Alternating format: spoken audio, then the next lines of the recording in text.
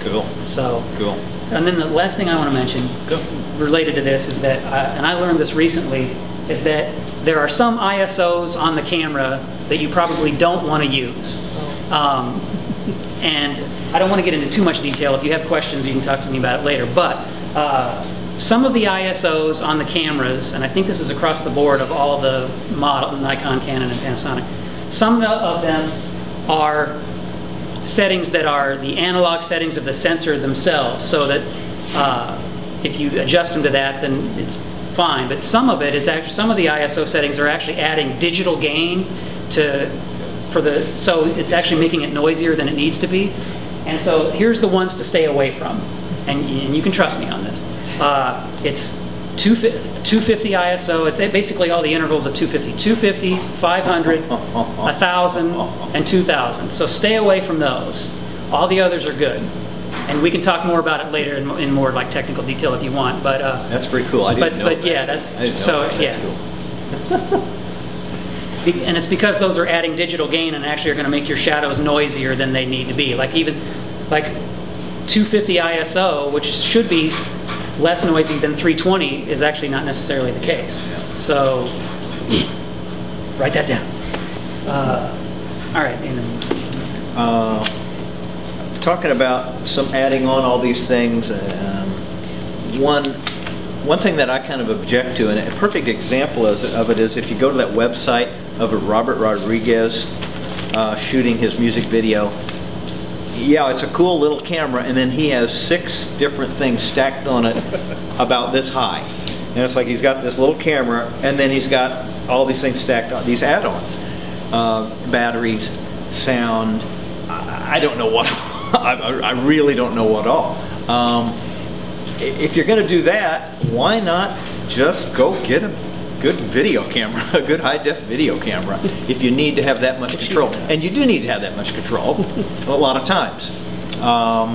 That's one of my objections to these little cameras. We think they can do everything, and they can if you add all this stuff on.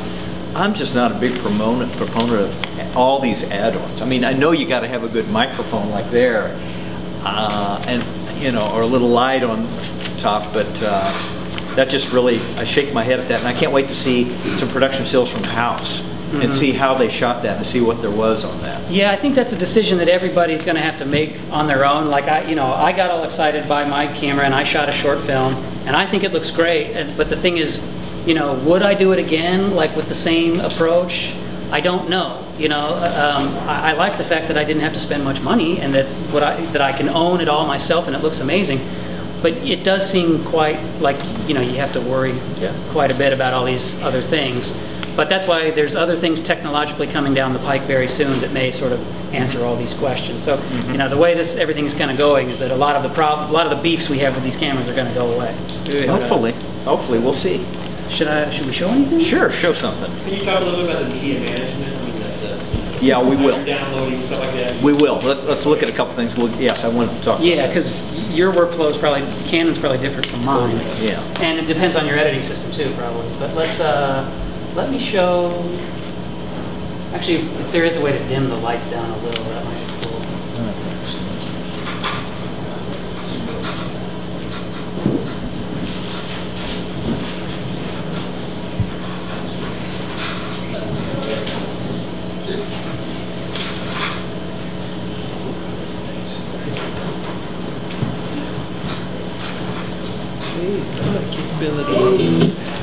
Okay, so I shot a short film in October, and because I have a full-time day job and teach, it took me forever to edit, so I'm just now getting it done. But this is all shot on the GH1, and I use Nikon prime lenses, which I think were all like used lenses from the 70s, and it looks fantastic. So here's the...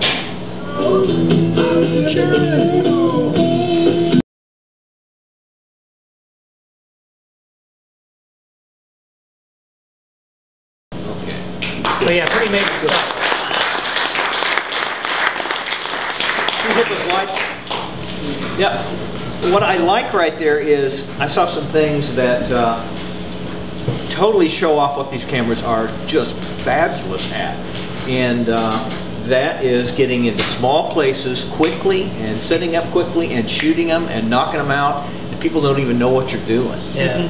And I saw a lot of that going on there. That was really cool. That's what these are good for. That's the main purpose. I wanted to have one of these because I don't see shooting a feature with this or shooting a long form piece. I see shooting short things.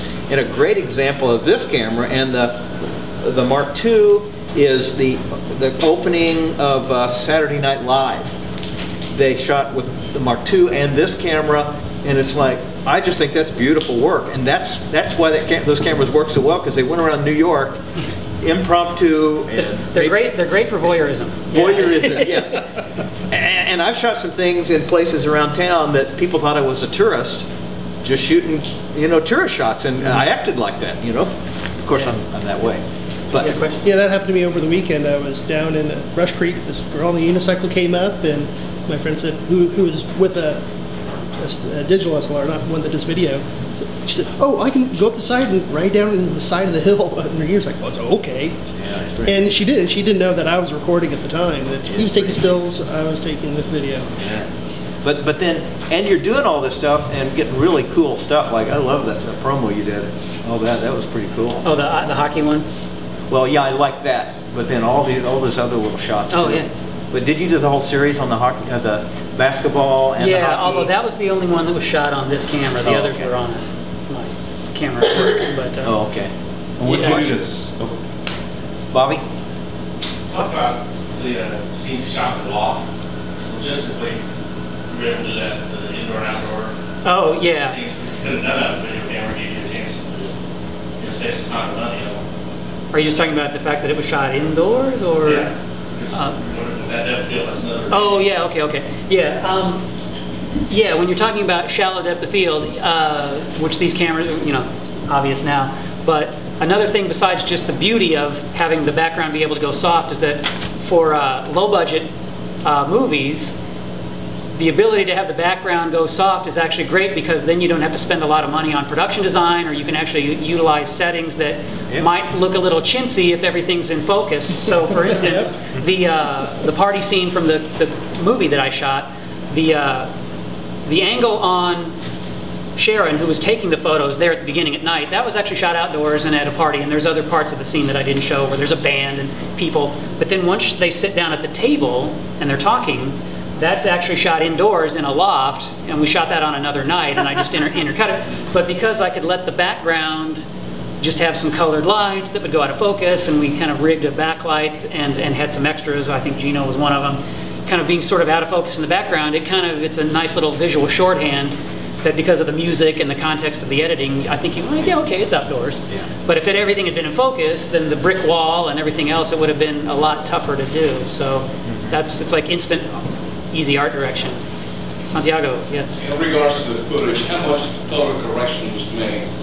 That's the way the camera shoots? Totally color corrected? But that's part of this. The cool deal with all this, you're an editor and you did your own editing, right? Mm-hmm. And in your own system, you have a lot of change you can add to it. It's like Photoshop. Right. You take this in, and man, you have a lot of control. Yeah. So to answer your question, the clips from the movie, those clips, those are not really color corrected much at all. Those are pretty much how they came out of the camera. A little bit, and then some of the stuff in that montage, like the boxing stuff, I added a kind of a bleach bypass look that looks a little, So some of those clips had been messed with, but not much. Not as crazy as some of the stuff you see online. I think there's a color correction overkill on some of the stuff that I see online, where it's kind of covering up the fact that the lighting's kind of crappy. If the better it looks up front, the less work you have to do, I think, sometimes to make it look good. So that was not much. And is that done in Final Cut Pro, color correction? Yeah, and some Magic Bullet looks, but none of the crazy presets. I just kind of use that to adjust a few things, a little bit of diffusion, a little bit of contrast. But some of those shots are just as is right out of the camera, so that's kind of nice. What was I gonna? Oh, and then